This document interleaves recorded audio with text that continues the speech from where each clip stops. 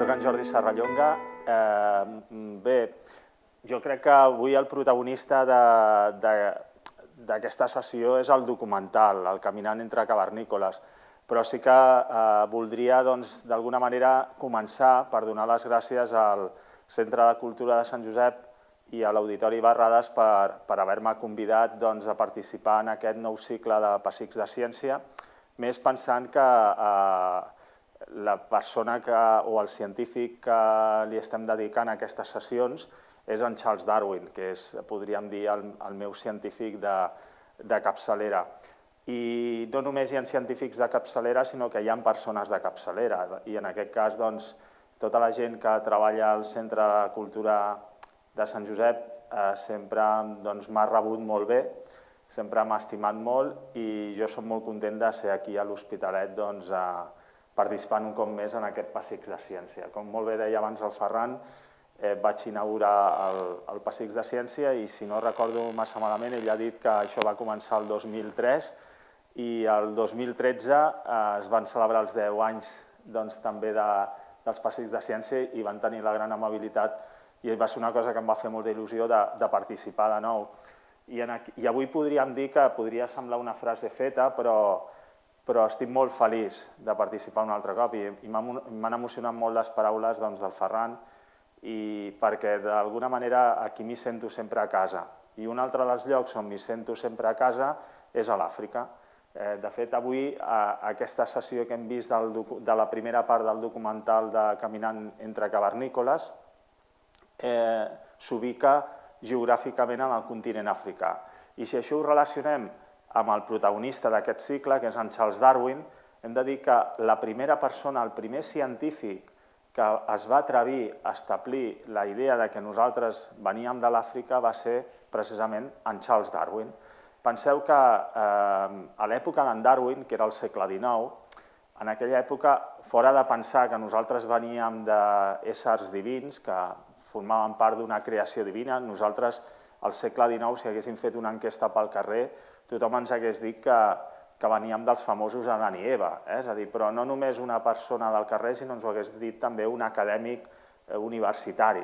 De fet, tothom pensava en aquella època que nosaltres teníem un origen diví. I Charles Darwin, en el segle XIX, a través del que van ser les seves observacions i les seves deduccions, una de les coses que li va interessar molt va ser que, en tornar del seu gran viatge a bord del Beagle, que és una de les sessions que tindreu properament, la tercera sessió d'aquest cicle, protagonitzada per en Ken Sewell, s'us parlarà d'en Darwin i del viatge a bord del Beagle. És una sessió que us recomano molt que vingueu perquè Darwin va fer un viatge que va ser una carrera universitària, un viatge de 5 anys. I al llarg d'aquest viatge ell podria haver-se conformat en veure ocells, peixos, primats, i senzillament haver-ho anotat tot en llibretetes, haver fet dibuixos i ja està. Però com Darwin era un personatge molt inquiet, amb una gran capacitat d'observació, però també de reflexió, quan va arribar del viatge del Beagle, ell es va adonar que tot allò que havia après a la universitat, de fet molta gent pensa que en Darwin era un naturalista, i Darwin va ser naturalista després del viatge del Beagle, perquè abans del viatge del Beagle Darwin era un teòleg. Darwin s'havia format com a teòleg. I tot allò que li havien explicat a la carrera de teologia, que nosaltres veníem d'Adam i Eva, que la Terra s'havia format només en 6.000 anys, que tots els éssers vius senzillament no tenien capacitat de canviar, quan acaba el viatge del Beagle, aquest viatge de 5 anys, tot això li canvia en el cap. Diu, no, això no pot ser així. Té que existir quelcom que faci canviar els éssers vius, té que existir quelcom que faci canviar el planeta Terra, i és per això que va començar a parlar d'evolució, de la famosa paraula d'evolució. Però tot això és una llarga història, llarguíssima, ho hem explicat a altres Pessics de Ciència, i aquí som entre cavernícoles. I per què aleshores és important Darwin? Perquè Darwin un cop va establir que els éssers vius evolucionaven, després d'aquest viatge del Beagle que us deia, ell va tenir l'ocasió de fer una visita al Parc Zoològic de Londres. Al Parc Zoològic de Londres, l'any 1837, va arribar el primer orangutà viu a Anglaterra. És a dir, el primer orangutà viu que arribava a Anglaterra el va tenir al Zoo de Londres. I com Darwin, després del viatge, ell el viatge al Beagle el va acabar l'any 1836, com després del viatge era un personatge relativament famós, va ser nombrat membre de la Societat Zoològica de Londres i tots els integrants de la Societat Zoològica de Londres tenien un privilegi i aquell privilegi era poder visitar en exclusiva aquells animals nous que arribaven al zoo. I quan Darwin rep la invitació per anar a visitar la Jenny, que la Jenny era aquesta petita orangutana que havia estat capturada a Indonèsia, Darwin, quan es troba davant d'aquesta orangutana, té gairebé un trasbals, queda totalment captivat per la mirada d'aquell orangutà, d'aquell simi, que semblava una mirada pràcticament humana. És més, li va ensenyar miralls i va veure com aquella cria d'orangutà quedava atrapada per la imatge seva del mirall, tot i que no era capaç de reconèixer-se, perquè els nens petits tampoc són capaços, els nostres nens, fins que no han passat un temps, no es reconeixen tampoc davant del mirall, però sí que sentia atracció. Va veure com aquella orangutana sentia atracció per la música humana, és a dir, que els cuidadors tenien una harmònica i els hi agafava l'harmònica i tocava música. I Darwin ràpidament, així com altres científics no s'havien fixat massa en aquest comportament dels grans primats, Darwin va veure en aquest comportament quelcom de semblança, de gran proximitat amb aquests individus. Però van passar molts anys, això ja us dic que és l'any 1837, van passar moltíssims anys, Darwin publica la seva teoria de l'evolució i allò que diem tots que Darwin és aquell que diu que venim del mico, doncs no és ben bé així, perquè en aquesta obra de l'origen de les espècies, que va publicar l'any 1859 i que és la llavor de la teoria de l'evolució, en aquesta obra Darwin no es va atrevir a parlar dels éssers humans, és a dir, va parlar de cucs, va parlar d'ocells, va parlar de rèptils, de molts animals, però no es va atrevir a parlar dels éssers humans. I per què no es va atrevir a parlar dels éssers humans? Perquè li feia molta por. Feia molta por la reacció que podia haver si ell deia que els humans teníem un vincle simiesc. Ell sabia que des dels estaments eclesiàstics, però també des dels polítics i fins i tot els acadèmics, que tothom el criticaria. Els humans havíem de venir de personatges amb grans cervells, amb un aspecte digne, com les estàtues i les escultures dels romans, dels grecs, no podíem venir d'un individu pelut i com un simi. I és per això que Darwin no es va atrevir a dir res sobre aquest aspecte fins que l'any 1860, a la Universitat d'Oxford, es va celebrar un debat entre defensors de l'evolució i detractors de l'evolució. Aquest debat va durar diferents dies, diversos dies, i en un moment del debat, el bisbe Wilberforce, que era el bisbe d'Oxford i que era el líder dels antievolucionistes, es va aixecar i va dir el següent dirigint-se a un naturalista que hi havia present a la sala, que aquest naturalista rebia el nom de Thomas Henry Huxley i el sobrenom del Bulldog de Darwin, el gran defensor de Darwin. Darwin no hi era present a la reunió, en aquest debat d'Oxford. I bé, en aquest moment que Wilberforce s'aixeca i es dirigeix a Huxley, diu el següent, una mica per burlar-se'n d'en Huxley. Diu, senyor Huxley, prefereix descendir d'un simi per part d'avi o per part d'àvia? Evidentment, tot el públic va esclatar a riure, a aplaudir, etc., perquè van dir, ara l'ha tocat, és a dir, aquest gran defensor de Darwin, amb aquesta frase que el ridiculitza, haurà quedat molt tocat. Però bé, Huxley, que tenia fama de tenir una llengua molt viperina, es va aixecar i es va quedar mirant en Wilberforce i li va dir, miri, senyor, si em fan escollir entre una persona sèria com vostè, intel·ligent, però que només utilitza la intel·ligència i la seriositat per introduir el ridícul en una discussió científica, doncs si em fan escollir entre un simi i un humà, prefereixo descendir d'un simi.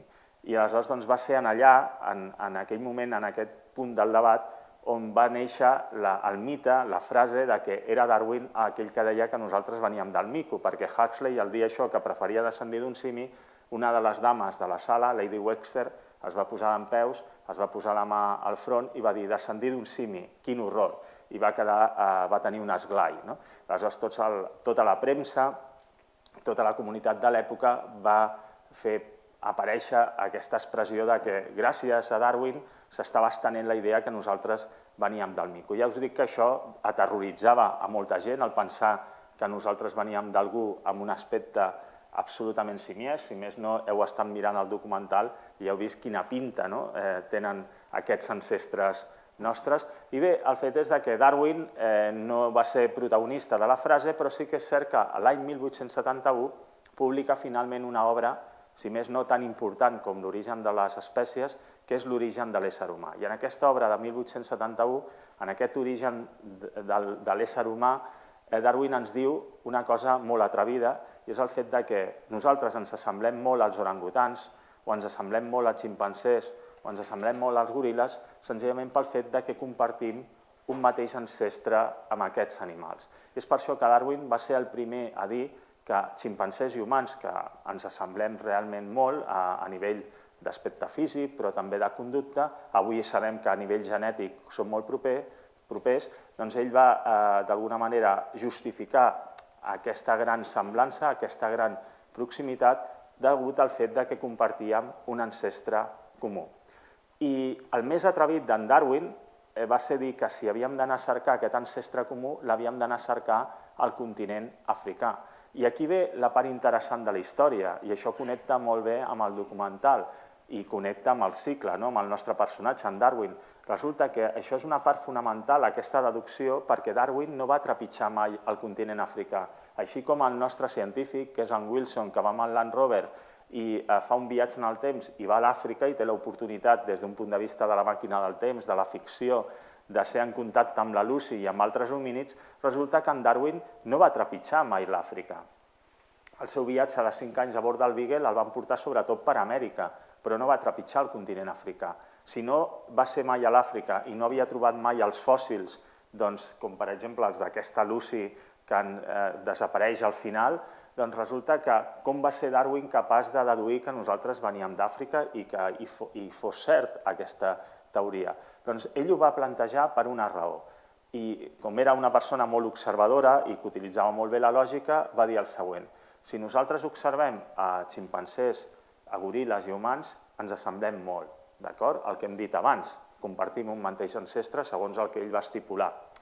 Però va dir, si realment els humans, els ximpancers i els goril·les ens assemblem molt i podem tenir aquest ancestre i l'hem d'anar a cercar a algun lloc, com a l'únic indret en tot el món, en tot el planeta, on viuen humans, ximpancers i goril·les és l'Àfrica, el lloc on va viure aquest avantpassat comú, aquest avi, aquesta àvia comuna, doncs va ser a l'Àfrica. Ell ho va fer a nivell teòric i aquí va quedar la història.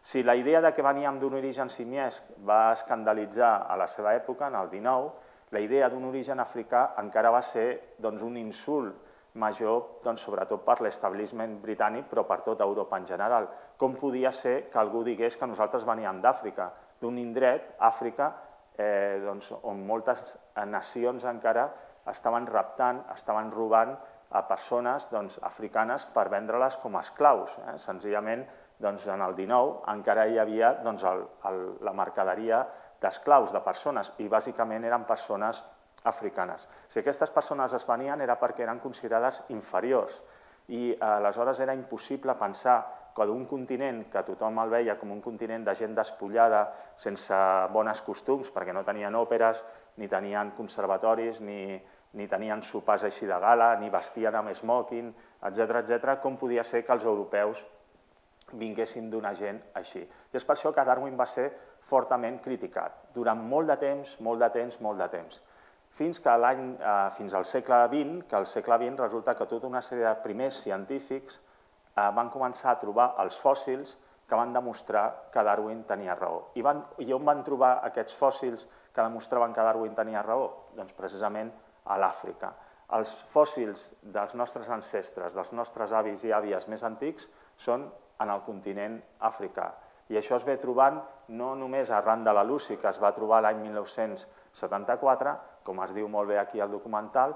Lucy és, ara si voleu en parlem i després a les vostres preguntes pot anar sortint, Lucy s'ha convertit una mica en l'estrella de l'evolució humana, sinó que ja en l'any 1924 un jove anatomista afincat a Sud-àfrica, però d'origen australià, en Raymond Dart, ja l'any 1924 havia trobat a Sud-àfrica un fòssil que podria ser molt similar a aquest nen que tenia la Lucy, aquesta cria de Lucy, doncs realment Raymond Dart va trobar un petit nen fossilitzat en una cova anomenada la cova de Town, que responia amb les característiques que havia predit Darwin en el segle XIX. Per una banda, era un fòssil que s'assemblava més a un simi que no pas a un humà, i per una altra banda, era un fòssil molt antic, de 2 milions d'anys, i per una altra banda, era un fòssil africà. És a dir, que aquest senyor va ser el primer, Raymond Dart, en dir que Darwin tenia raó. S'havien trobat, finalment, els fòssils que demostraven que el nostre origen, el nostre bressol, és a l'Àfrica. I bé, aquesta és la part apassionant de l'assumpte, perquè aquí s'explica molt bé en el documental, per això era molt important veure el primer episodi, per d'alguna manera contextualitzar-nos, perquè una de les coses principals que hem de saber dels nostres ancestres és que no eren ni Adán ni Eva, des d'un punt de vista científic, que no eren els neandertals com a primers ancestres nostres, com s'havia dit durant molt de temps, no són ni tan sols l'home de Cro-Magnon, és a dir, no som parlant dels romans, ni dels grecs, ni dels druides celtes, sinó que els nostres veritables primers ancestres van ser individus que, si ara us els presentés aquí davant, en el documental els hem vist clarament, diríeu que són ximpancers. Si jo ara us posés, com fan al teatre, que els actors van sortint al final de la funció i van saludant tots un per un, doncs si sortís aquí la Lucy, si aparegués per aquí aquells fins i tot primats que han sortit aquí de 7 milions d'anys anteriors a la Lucy, apareixerien i malgrat es posessin dempeus, malgrat caminessin de forma bípeda, vosaltres diríeu que són ximpancers que s'han posat dempeus. I és perquè l'aspecte físic d'aquests ancestres nostres, d'aquests primers ancestres, era absolutament idèntic pràcticament al d'un ximpancer, perquè provenien d'aquest origen comú de ximpancers i homínids, que són els nostres ancestres. Quina és l'única diferència d'aquesta branca que anomenem homínids?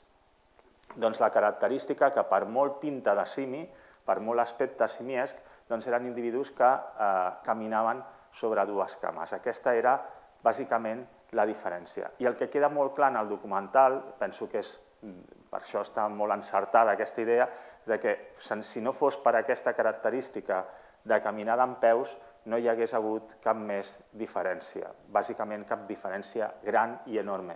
Això és normal perquè l'evolució és un procés molt lent i es van tenir que produir molts milions d'anys per arribar a ser nosaltres el que som avui dia, individus que no som massa peluts, uns més que altres, per cert, però que caminem sobre dues cames, continuem aquesta tradició, però que hem anat cap a un cervell més gran, que quan ens posem corbata o ens posem així, ens mudem el diumenge, doncs no ens espantem davant del mirall. Si haguéssim agafat ara la Lucy i l'haguéssim mudat molt, doncs tothom se l'hagués mirat al metro, és a dir, que és la nostra ancestre, però tenia encara aquest aspecte absolutament simiesc.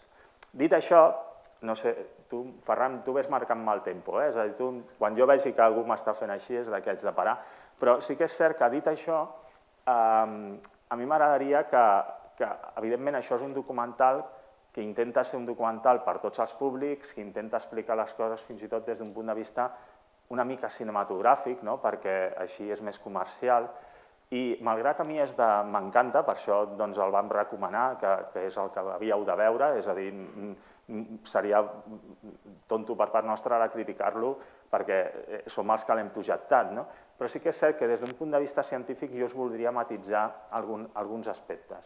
Un d'ells és el fet que, tot i que després s'intenta explicar, però la Lucy és molta Lucy. La Lucy és l'estrella de l'evolució humana i apareix per totes bandes. Aleshores, a vegades tenim el concepte, o de vegades pensem, moltes vegades també forma part dels doblatges. L'original és en anglès, després es doblen al castellà o al català, però sí que és cert que la idea de la Lucy com la nostra àvia és una idea que es va difondre molt als anys 70. Quan es va descobrir la Lucy, penseu que no es tenien pràcticament fòssils massa antics a l'Àfrica, que ja s'havia demostrat que Darwin tenia raó, que els fòssils antics dels homínids eren al continent africà, però els fòssils més antics tenien 2 milions d'anys, tenien 2,5 milions d'anys, que Déu-n'hi-do, però podríem dir que eren unes datacions més aviat discretes. Però quan es va trobar la Lucy tenia una datació de 4 milions d'anys. De fet, es va trobar a Etiòpia. Va donar una datació de 4 milions d'anys. Si a això li sumem que ho va descobrir un científic nord-americà, van ser diversos, diferents, els científics ho van trobar, però el que es va fer més famós va ser en Donald Johanson, que va saber treure-li molt de suc de màrqueting. Una mica el George Lucas de l'evolució humana va ser en aquell moment el Donald Johanson. Igual que George Lucas ens ha venut ninots de Star Wars per totes bandes, quan va aparèixer la Lucy a Etiòpia en els anys 70 hi havia l'equip francès i l'equip americà, l'equip francès va ser més discret i l'equip nord-americà va vendre molt bé el fòssil de la Lucy.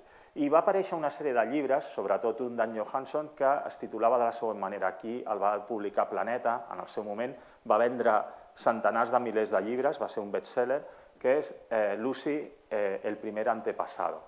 Aleshores va quedar la idea que la Lucy era la nostra mare, era la nostra àvia. I avui sabem que la Lucy, malgrat ser un fòssil molt important, no està en la nostra línia directa evolutiva. M'explicaré. Quan ha aparegut aquestes imatges de la Gran Falla del Rift, de la formació de la Gran Falla del Rift, que per cert són meravelloses, ens explica molt bé que un canvi geològic a l'Àfrica que es va produir cap als 10 milions d'anys va ser la responsable que avui nosaltres estiguem aquí. I això és important, perquè sempre que parlem d'evolució i ens expliquem per què nosaltres som aquí, parlem de micos, parlem d'homínids, però no parlem de la geologia ni de la botànica. I de fet nosaltres depenem del medi on vivim. És per això que a l'Àfrica es van produir una sèrie de canvis que van forçar a que l'evolució anés cap al camí que hem emprès cap als nostres dies. Però això podria no haver estat així. Per què? Perquè ara fa aproximadament 7 milions d'anys, en els boscos aquests tropicals que arribaven des de l'Àfrica occidental fins a l'Àfrica oriental, hi vivien primats com els ximpancers, com els goril·les i els representants del que serien aquells ancestres que havien de donar lloc a la línia evolutiva dels ximpancers i a la línia evolutiva dels homínids. És a dir, que era un lloc de boscos plegats de primats. I en aquests boscos el que va passar va ser que ja fa 7 milions d'anys, a partir d'aquest ancestre comú que us comentava i que ja va predir Darwin, apareix la línia evolutiva, com us he dit, dels ximpancers, la línia evolutiva dels homínids bípedes, i en aquests homínids bípedes ara mateix ja sabem, perquè hem trobat molts fòssils al llarg dels darrers anys, ja sabem que ara fa 6 milions d'anys tenim els primers homínids fòssils bípedes, molt abans de la Lucy. És a dir, en aquest documental es parla del bipedisme de la Lucy, però aquest bipedisme, aquesta marxa bípeda, el fet de caminar sobre dues cames, va néixer molt abans, va néixer dins dels boscos africans. Per què va aparèixer aquest bipedisme? Doncs ha de tenir un avantatge? No necessàriament. L'evolució és atzar. L'evolució juga als daus. Per això, en el segle XIX, i fins i tot en el nostre segle, a molta gent encara li costa acceptar la idea de l'evolució perquè és un concepte molt, podríem dir, molt abstracte i que ens fa por, perquè dius, ostres, som aquí de casualitat. I és cert, nosaltres som aquí de casualitat. Si no hagués aparegut l'univers, no tindríem el sistema solar. Si no hagués aparegut el sistema solar, no seria la Terra. Si la Terra no s'hagués format, no tindríem la vida. I si la vida no hagués aparegut, mai hagués hagut la possibilitat d'una evolució humana. És a dir, que han succeït moltíssimes coses durant els darrers 15.000 milions d'anys, que això estem parlant d'una barbaritat de zeros, doncs perquè nosaltres hi siguem aquí. I una de les coses que va passar va ser això, el bipedisme. Va ser un experiment de la natura. Van haver uns individus que van néixer amb unes característiques que els va permetre caminar sobre dues cames. Segurament això hagués desaparegut perquè ens haguessin guanyat d'una manera evolutiva els ximpancers i els goril·les, perquè ells ja els hi va bé pujar-se molt bé pels arbres, etc., però va resultar que aquesta falla del Rift que us han explicat aquí, al produir-se un canvi climàtic a l'Àfrica, va aparèixer un cantó de l'Àfrica, que era l'Àfrica central i occidental, on es van mantenir els grans boscos, i és per això que els goril·les els trobem a l'Àfrica central i a l'Àfrica occidental, en els boscos densos, i en canvi a l'Àfrica oriental, que és aquesta que ens venen a les agències de viatges dels safaris fotogràfics, que és la de Kènia, Tanzània, Etiòpia, etc., això que és l'Àfrica oriental, al barri est de l'Àfrica, es va anar produint una dessecació i els boscos van ser substituïts per les sabanes.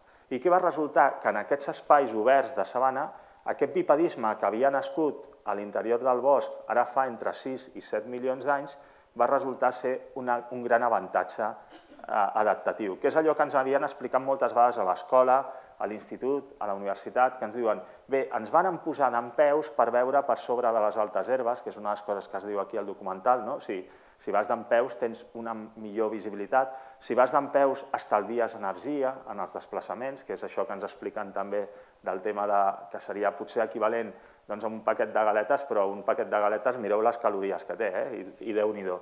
Doncs bé, també el fet de caminar sobre dues cames ens va permetre alliberar les mans per portar objectes i per fabricar eines.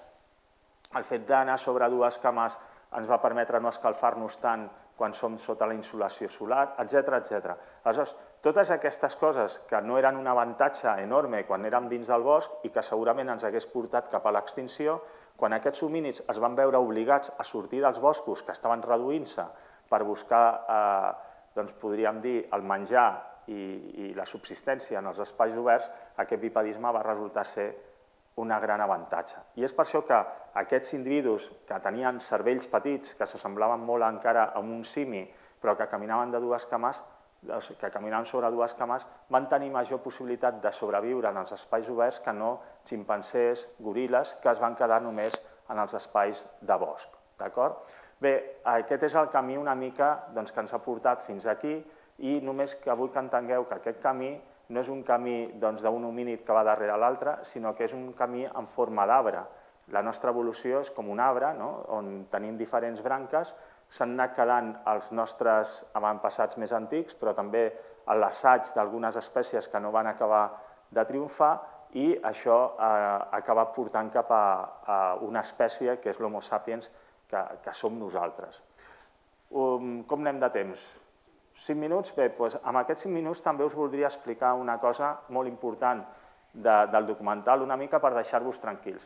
Ja sabeu que quan un director fa una pel·lícula es permet certes llicències, sempre succeeixen coses d'una manera més forçades del que van passar en realitat, i aquí per donar-li una mica d'intensitat al documental ens trobem amb el fet que vull dir, gairebé si l'haguessin de catalogar allò que fa la Generalitat, o que fa el teleprograma, o el que posa comèdia, drama o biopic, doncs aquí podríem dir que podríem catalogar-la de drama, perquè n'hi ha moments que vull dir, una mica pateixes, perquè sempre van darrere de la pobra Lucy, els mascles de l'altre grup i se'ls troben allà al riu i uns enfrontant-se amb els altres. I aquí seria potser una de les crítiques que jo faria en general al documental. S'entén perquè així hi ha més acció, hi ha més xivarri, hi ha més crits i acaba morint la Lucy, que és el que ha de passar perquè nosaltres la trobem a l'any 1974, però s'ha de dir que a vegades hem donat una visió de la nostra prehistòria, dels nostres avantpassats, hem donat una visió com la d'individus sempre en peu de guerra o en tensió. I això ha passat també quan s'han fet documentals o es fan il·lustracions on es representen els diferents animals de la sabana. Doncs posem un lleó que sempre està atacant a una pobra zebra i veus a tota la resta d'animals com en tensió pendents que no els ataquin. I no, la realitat és que jo hi vaig molt a la sabana africana i tu veus a les zebres la mar de tranquil·les, fins i tot amb un grup de lleons al costat. Si veuen que el lleó té la panxa ben plena, doncs elles van pasturant. És a dir, que aquells animals fins i tot són feliços, juguen i es relacionen, es comuniquen, no estan tot el dia ja pensant, ostres, em menjaran, em menjaran, em menjaran, em menjaran. I el mateix passava amb aquests homínids, ells tenien una vida moltes vegades fins i tot més feliç que la nostra, m'explico, en el sentit que moltes vegades veiem que la vida nostra és el progrés, el perfecte, i veiem que la gent que encara té que caçar i que té que agafar fruita cada dia per sobreviure, que això és la imperfecció. No, el problema és quan no tens menjar, aquest és el problema.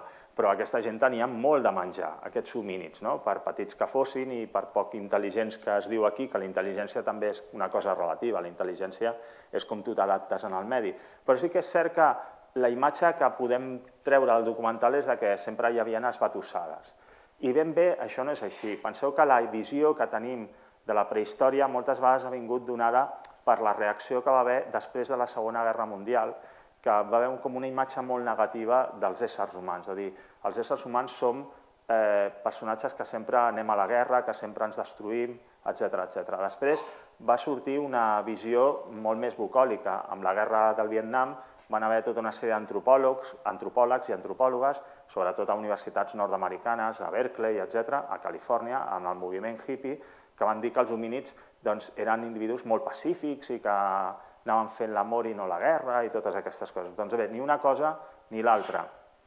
Ni eren uns guerrers absoluts que s'estaven donant pals tot el dia, ni eren pacífics. Els animals no són ni pacifistes ni bel·licistes. I els humans, quan vivim el nostre estat natural com a caçadors-recol·lectors, que encara hi ha pobles com els Hadzabe i els Inuit, que viuen com a caçadors-recol·lectors, doncs aquesta gent és pacífica de mena, però no pacífica perquè sigui pacifista, sinó perquè el que va és a buscar el seu substent i no té cap ganes de barallar-se amb el del costat. Per què no es barallen amb el del costat? Perquè no existeix la propietat privada, i si no hi ha propietat privada no tens que anar a robar-li a l'altre ni menjar ni cap altra cosa. Sí que és cert que en el món animal, i aquí podríem dir que es refereix a això, i aquí potser ho accentuen i ho exageren una mica, en el món animal sí que hi ha a vegades competència pels territoris, o hi ha competències per femelles o per mascles, etc. Però sobretot sí que em voldria que us quedéssiu una mica tranquils de que la vida d'aquesta gent va ser tranquil·la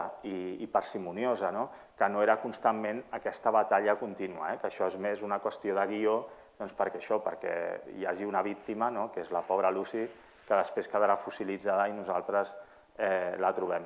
Però si més no, així a nivell de resum important del que hem vist aquí, que tinguem la idea de que el nostre origen, si vosaltres sortiu ja amb aquesta idea, jo em quedaria content i seria un bon motiu de la justificació del cicle, que és que el nostre origen és africà, que els nostres orígens van ser a l'inici pràcticament idèntics a un dels simis que nosaltres podem veure a la natura, sempre tenint en compte que els nostres besavis no han estat ximpancers ni goril·les, són els nostres cosins ells, però hem compartit un ancestre comú.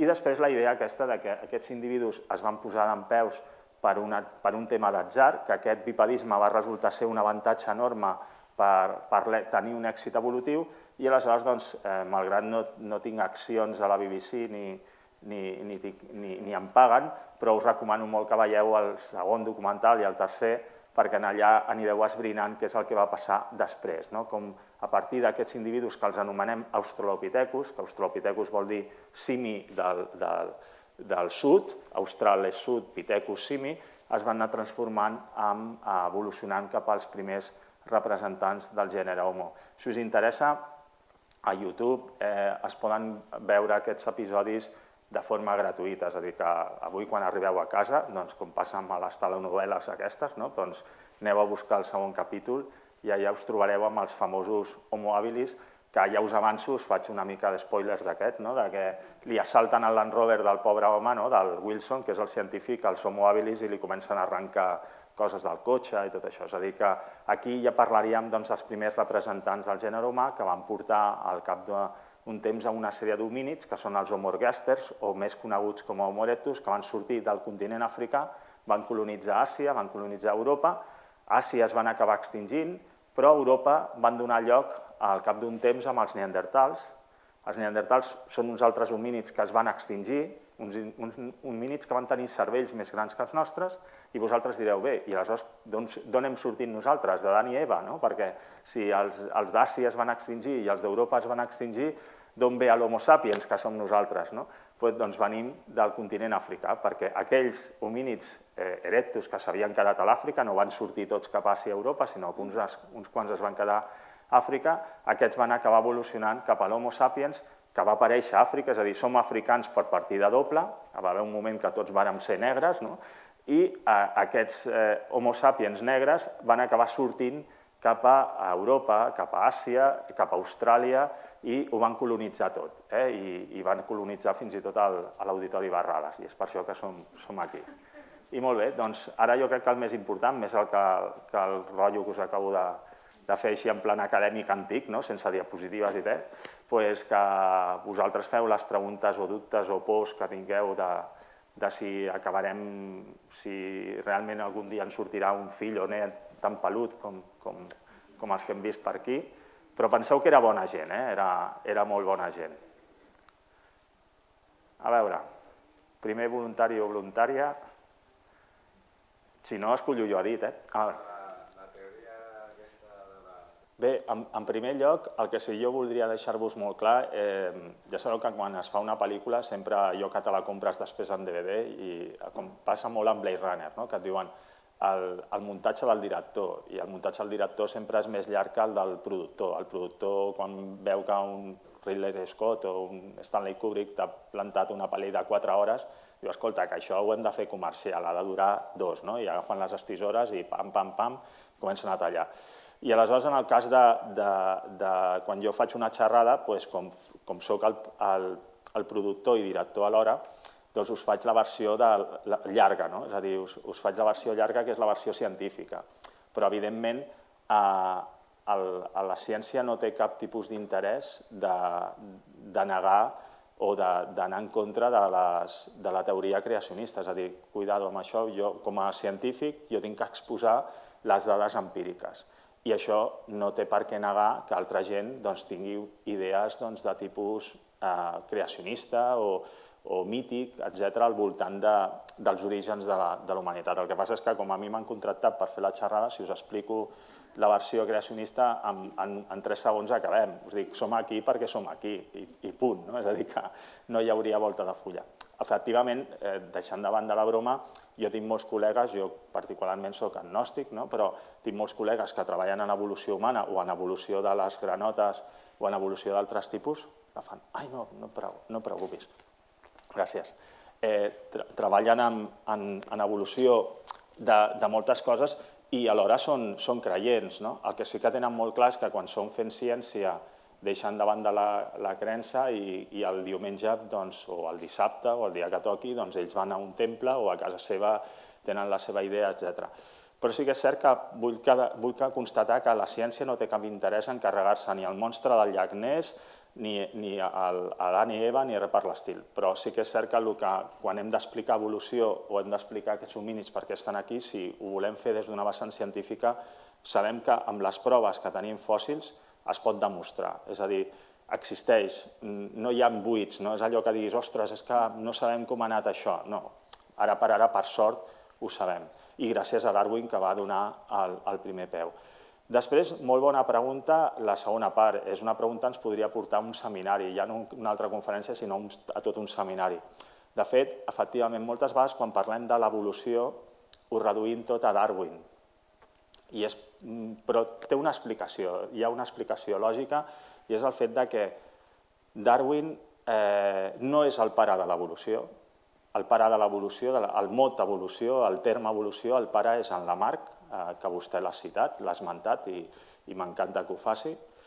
Però Darwin és aquell que explicarà com funciona realment l'evolució. M'explico. Lamarck, ell va dir que els éssers vius eren capaços de canviar.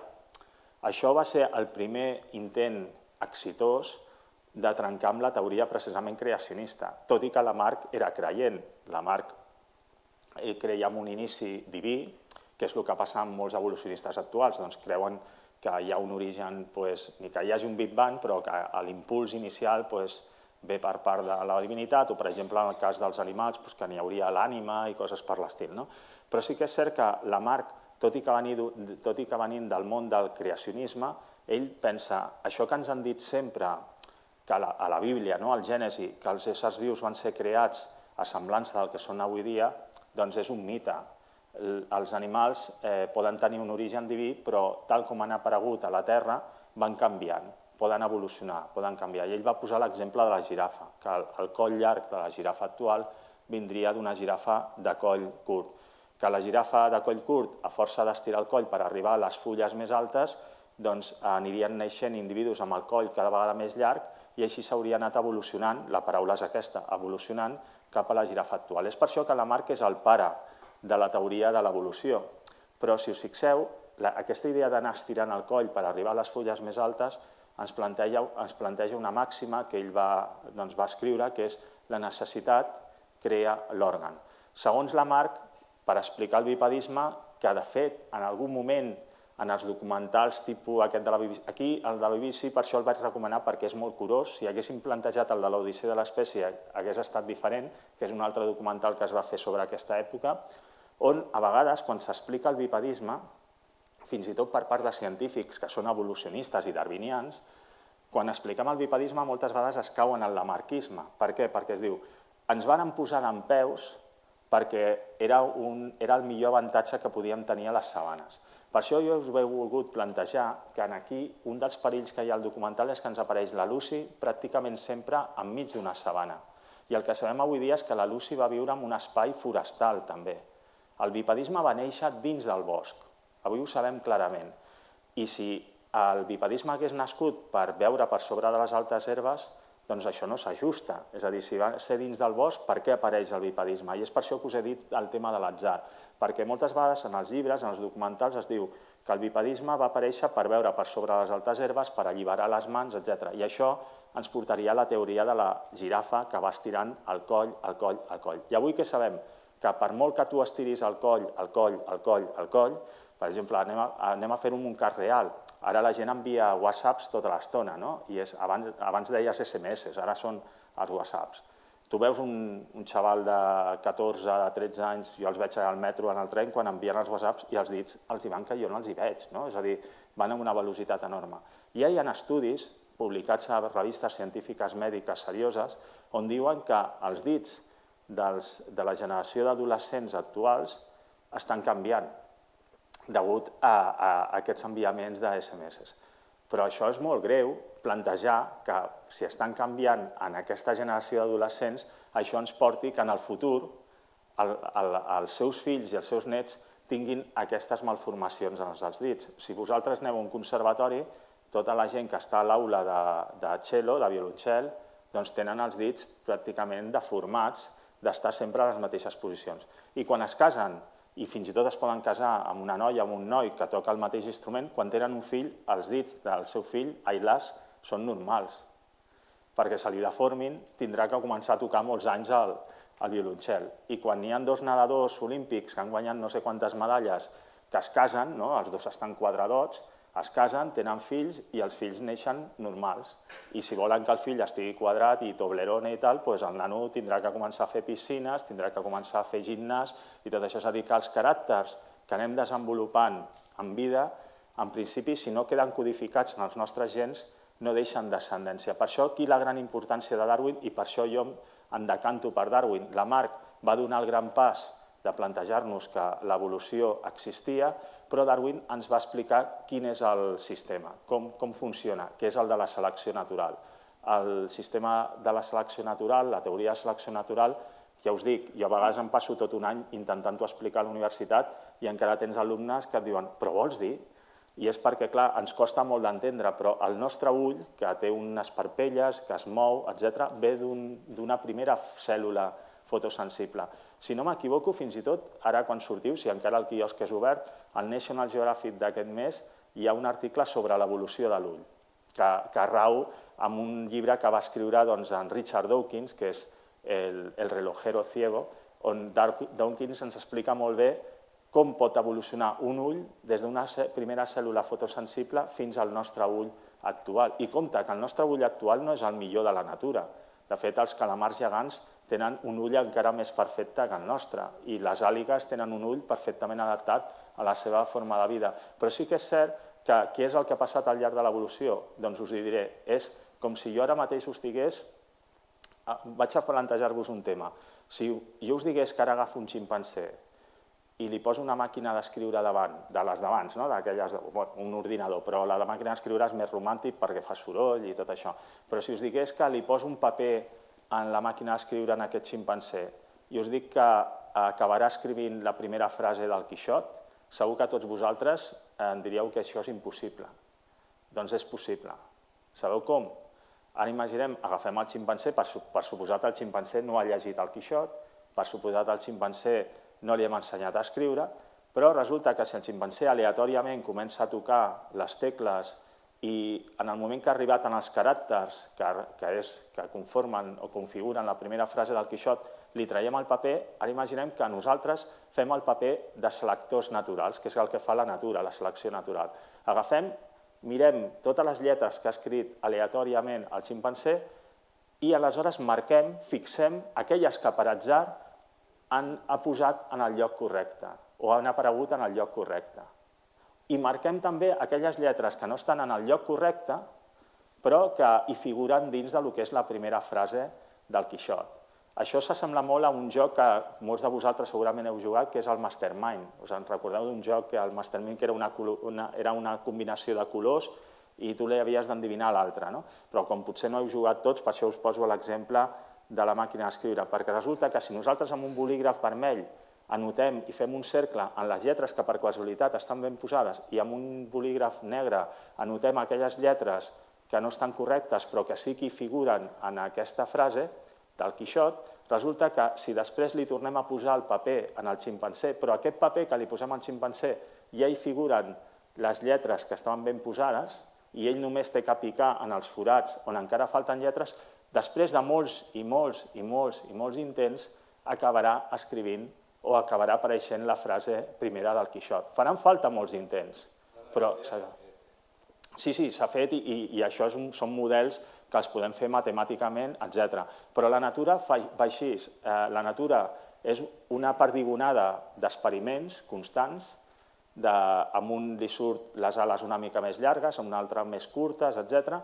I la natura selecciona aquell tamany d'ala que acaba sent el més idoni per la supervivència d'aquell individu. És a dir, uns li diran que és una decisió, podríem dir divina, i la ciència dirà que és una selecció natural. Ja ho va dir Darwin. Darwin mai va dir allò de que sobreviu el més fort, com sempre s'havia fet popular. Darwin diu que sobreviu aquell individu més adaptat. Però potser hi ha tigres, és involuble. Clar, però segons Lamarck, el fet que un tigre tingui més pelatge per viure en un lloc fred i un altre menys pelatge per viure en un lloc càlid, diríem, bé, com les condicions són aquestes, has de tenir menys pèl o més pèl. Jo l'única...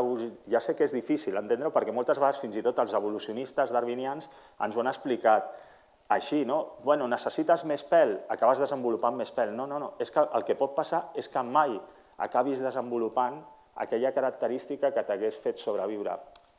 Ho entendreu millor d'aquesta manera. Com nosaltres veiem la natura ara, veiem el que ha tingut èxit. Però hi ha molts intents pel mig. És a dir, de fet, podrien haver existit tigres en molts altres llocs que ara no hi són. I per què no hi són? Perquè no va aparèixer mai la característica que els va permetre adaptar-se en aquest ecosistema, per exemple. És a dir, l'evolució no està escrita. Tu no tens per què acabar adaptant-te en aquell medi. Hi ha una evolució, són teories. Però és el que va dir Darwin, Però això és el que va dir Darwin. Darwin posa com a protagonista la natura. És a dir, la natura, ho has dit, aquí vam tenir tigres i no cal anar-te'n a Burgos, al Vallès, si ara agaféssim el tren del Vallès, ara ens anem cap a Sabadell i Terrassa i tot allò, us hauríeu d'anar fa 15 milions d'anys, haguéssiu d'agafar el Salacot i el fusell i tot això, perquè allà et trobaves gairebé que estaves enmig d'un lloc amb dents de sable, amb primats, és a dir, amb micos. De fet, aquí, molt a prop nostre, a l'avinguda Pearson de Pedralbes, es va trobar un mamut, és a dir, van viure mamuts, no? Però precisament per això, que això és molt important, sempre parlem d'animals, parlem de micos i tal, però el que expliquen molt bé al documental, si no s'hagués produït la falla del Rift, nosaltres no hi seríem aquí. I en aquest cas, a Europa van haver climes tropicals que van permetre precisament els primats que van fer possible que després hi haguessin primats i homínids a l'Àfrica. Si no hagués existit mai un clima tropical al Vallès, per exemple, és possible que no hi fóssim nosaltres aquí. Per això tots són moments casuals i que estan en funció del medi. La teoria que ens ajuda a explicar millor com això ha funcionat segueix sent per ara la darwiniana i amb la introducció de la genètica, que és el que Darwin no coneixia, doncs parlem del neodarwinisme, de com treballa la genètica. En això Darwin deia hi ha un component que passa de pares i mares als fills però ell no sabia que això s'anomenava gens. Tot i que l'anècdota és que Mendel ja havia fet el seu treball de la genètica en el moment que hi era Darwin, però com Mendel ho va publicar en un lloc molt desconegut, es va passar molt de temps fins que no es van redescobrir les teories de Mendel, les teories sobre la genètica, l'herència, etc. Si Darwin les hagués conegut, bé, hagués estat una eina fonamental. Però, evidentment, això és com el que és un forofo del Barça al Madrid, que mai entraran raons. Jo us diré que el darwinisme, ara per ara, és una de les teories que ens permet, no Darwin únicament, sinó el darwinisme en general ens permet explicar per què som aquí, i això, evidentment, pot ser compatible amb moltes altres idees. Només completant el que vostè em deia, dir que cada vegada més s'està reprenent com el darwinisme, la selecció natural, funciona com una bona teoria i s'està intentant veure el tema del lamarckisme, que sí que és cert que comencem a veure que en alguns organismes característiques que es desenvolupen en vida poden tenir una capacitat de passar a la següent generació. Estem parlant de petits canvis, de canvis no molt brutals, és a dir, no explicarien un bipedisme o una cosa així, però, evidentment, el lamarckisme no l'hem d'oblidar del tot. És a dir, Lamarck és un personatge molt vigent i cada vegada més reconegut. Un moment del documental que el trobo genial, extraordinari, és potser un moment sublim on el Wilson va amb el seu Land Rover Defender i diu, en la capsa del darrere d'aquest cotxe podria portar tot el que hem trobat a nivell fòssil. Doncs pràcticament no s'equivoca massa. Si féssim una sèrie de compactes, de calaixos i tal, amb un Land Rover pràcticament podríem ficar moltíssima cosa. Ens trenca una mica el problema, ens dona problemes ara a Atapuerca, que com a Atapuerca no paren de sortir coses, sí que és cert que a Atapuerca n'hi ha moltíssimes restes i força ben preservades a nivell de cranis, i els cranis tenen volum i tal. Però sí que és cert que nosaltres trobem petits fragments, moltes vegades hi ha espècies que s'han determinat no a partir d'un crani complet, sinó que s'han determinat a partir de queixals, de dents i coses per l'estil. Bé, aquí el que es fa és intentar aplicar al màxim el criteri científic, però també a vegades s'embala el científic. Jo treballo en orígens humans i conec una mica els meus col·legues, i hi ha una cosa que és les retallades, hi ha una mica el finançament i tot això, i és cert que moltes vegades intentes fer una reconstrucció del teu bitxo, del teu homínid o del teu dinosaure que quedi ben maco, perquè si ho publiques a la portada del País, del National Geographic, de La Vanguardia, etc., doncs això tindrà més ganxo. Evidentment s'intenta buscar una base científica, però ara que has dit fins a quin punt és real i fins a quin punt és irreal, els articles que es publiquen sobre una nova espècie són autènticament reals. De fet, passen una sèrie de controls, de referees, de personatges que revisen aquell article i quan es publica una revista com Nature o Science passa uns controls i uns filtres molt estrictes. Després ve el que pugui sortir a les notícies. Us posaré exemples molt propers a casa nostra. Fa poc es parlava de la laia, no sé si vau sentir parlar d'un primat que es va trobar al Vallès, que s'ha anomenat laia, i que es va parlar que és un primat molt important. I tant que és un primat molt important, importantíssim, un primat fòssil. Però a la notícia que ens va sortir per la tele es parla i això explicaria l'origen de la humanitat. Bé, a veure, no ens embalem. És a dir, tot pot explicar l'origen de la humanitat. Si trobem un fòssil de la primera cèl·lula, si no fos per aquella cèl·lula, nosaltres no estaríem aquí. Però, clar, hi queden uns quants i molts milions d'anys fins a arribar a nosaltres. Però sí que és cert que de vegades s'hi posa una mica de salsa. Aquí heu vist que la protagonista era la Lucy, i la Lucy fa uns anys es va publicar una portada de National Geographic on va aparèixer la Lucy de primer pla. N'hi ha un paleoantropòleg nord-americà que treballa per National Geographic que el que fa és reconstruccions a partir dels cranis reals i autèntics que tenim d'aquests homínids, els hi apliquem com podrien haver estat els músculs, comparant-ho amb ximpancers, amb goril·les, etc., amb humans actuals, i després, quan ja tens tota la musculatura, els cobreixes del que podria haver estat la pell que haurien tingut a sobre. Has d'imaginar després aspectes que no ens deixen fòssil, com és, per exemple, el nas. La part del nas dels ximpancers, dels goril·les, si l'hem de reproduir en un homínid, doncs ens l'hem d'imaginar una mica. Però després hi ha un altre element que t'has d'inventar, o que has de posar-li una mica d'imaginació, que són els ulls. Què passa? Que quan la Lucy va aparèixer en portada de National Geographic, aquesta reconstrucció era meravellosa, etc., la quantitat de pèl, etc., te l'has d'imaginar també. No podem saber si tenien molt, tenien poc, però per què la van posar en portada i va semblar molt humana?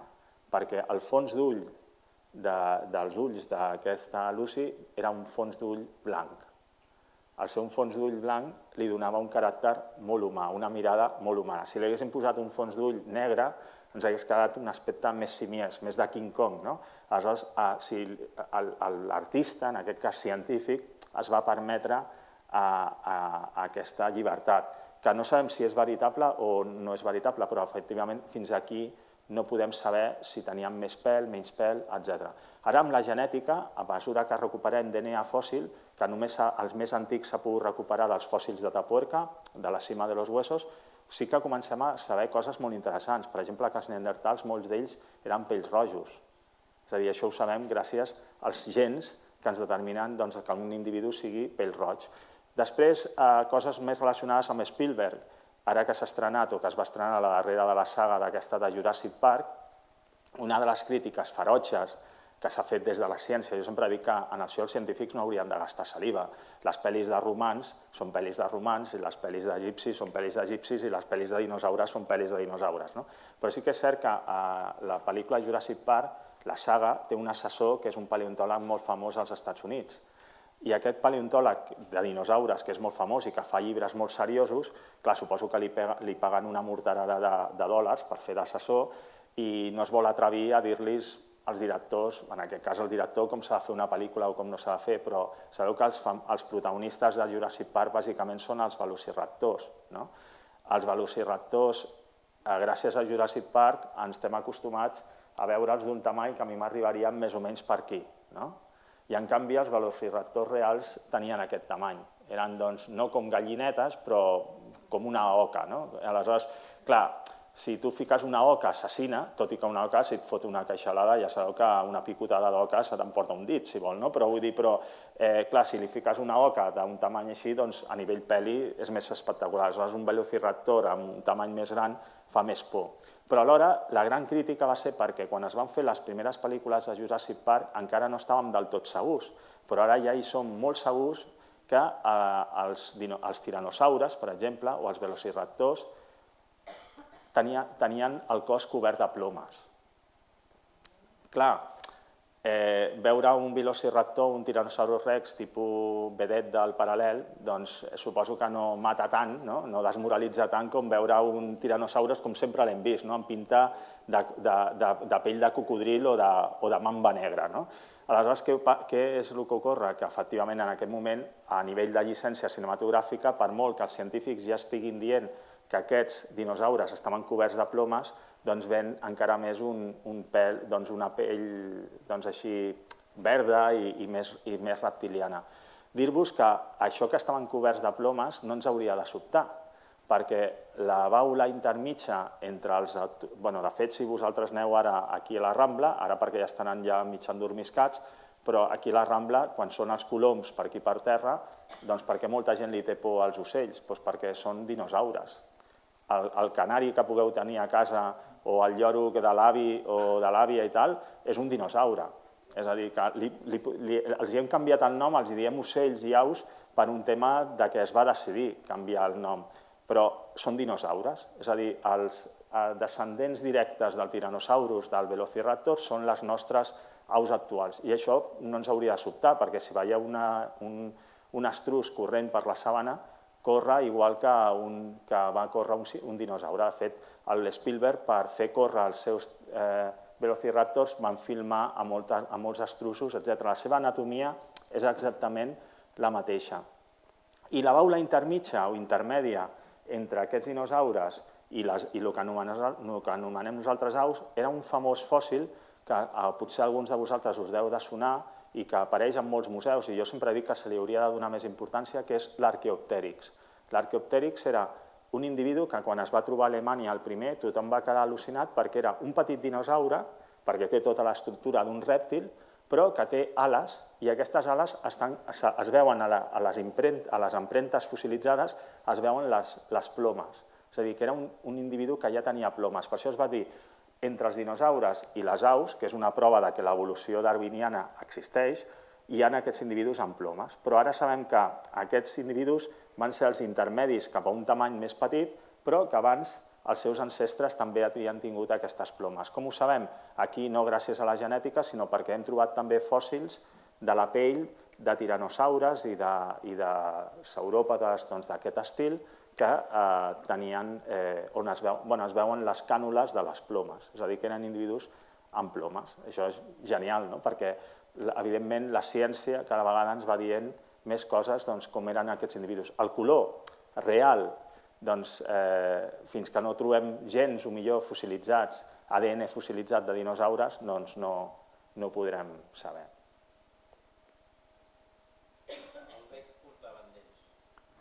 Sí,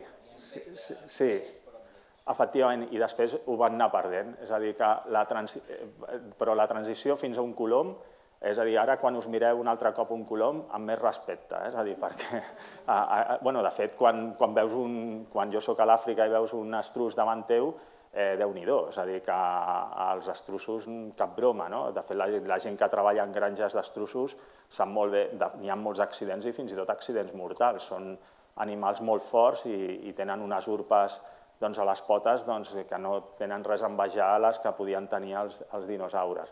Però sí que és cert que allò que parlàvem de l'evolució, Darwin va anar teoritzant sobre diferents idees i avui s'ha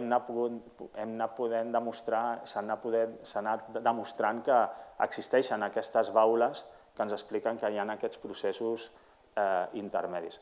Error nostre moltes vegades posar-li nom a tot. Quan a tot li posem nom, clar, des d'un punt de vista, podríem dir creacionista, algú ens podria dir, bé, són espècies diferents i totes les han anat creant una divinitat, sigui la que sigui. Però jo sempre dic que de vegades quan tenim un crani d'un homínid, com aquests d'aquí, que té un cervell de 500 centímetres cúbics, i tens un altre homínid que té un cervell de 800, per exemple, un primer homo, els fòssils que n'hi ha entremig, si els hi anem posant nom, de vegades la gent quan arriba als museus o llegeix els llibres no acaba de veure on està aquest avantpassat intermedi. En canvi, si nosaltres, aquest que està al mig, fóssim modestos i no el bategéssim com a Australopithecus serrallonguensis, doncs dius, mira, vull posar-li el meu nom, i així sortiré al telenotícies. Si li posessin senzillament el trist nom de fòssil intermedi o baula intermèdia, segurament la gent entendria molt millor que entre un individu i un altre, que tenen nom, existeix un que no sap si ficar-lo en el calaix d'aquest o en el calaix de l'altre, està pel mig. És una mica com l'arqueoptèrix aquest que us deia, que té plomes, però té un aspecte absolutament encara de rèptil. I dius, aquí veus com hi ha una transició entre això que hem anomenat durant molt de temps rèptils i el que anomenem com a aus. Estaria bé que l'arqueoptèrix, per exemple, no tingués nom, que fos una baula intermèdia. I així entendríem molt millor l'evolució. Però bé, s'ha de dir que la ciència no s'equivoca. Els que ens equivoquem són els científics, que són veritosos, ens agrada sortir per la tele, ens agrada ser milionaris i totes aquestes coses, i aleshores això ens porta al cantó fosc de la força, però bé, de la ciència, en aquest cas. Molt bé, ho deixem aquí, Jordi? Doncs sí, si no, no us deixaré sopar. Doncs moltes gràcies, Ferran.